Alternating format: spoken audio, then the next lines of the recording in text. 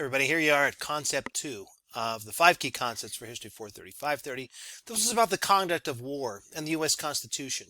So the Constitution is our foundational document that lays out the powers and limitations of the different branches of government.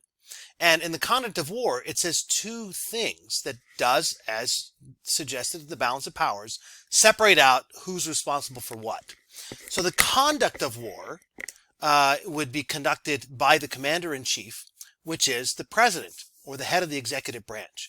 But declaring war and funding the military is a responsibility of the legislative branch.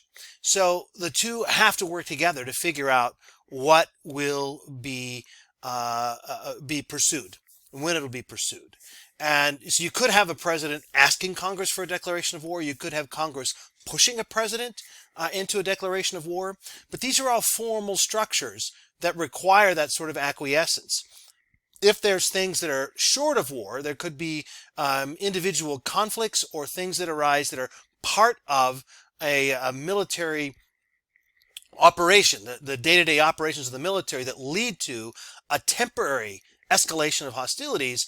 The president doesn't need authorization for that. But a declaration of war that is going to commit the country to a long-term strategy, short-term depending on how long it lasts, but a short, medium, or long-term strategy of armed conflict against another party requires that declaration from Congress.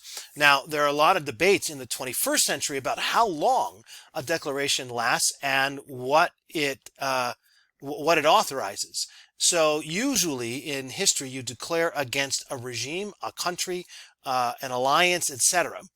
But you don't declare against a concept. But when you get to the war on terror and a declaration of extending war powers to the President of the United States from Congress to fight the war on terror, that seems to be a very different thing. And we'll look at that at the end of the class. But keep in mind the conduct of war that you need these things to come together.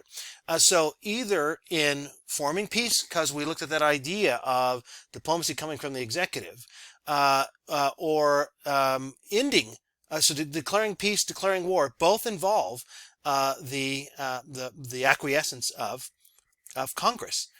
So if you have a peace treaty, it's got to be signed and then ratified by Congress. If you have a declaration of war, it can be asked for, but it has to be made by Congress. So we'll have a little reading here about that constitutional war power, but keep that in mind for the conduct of war.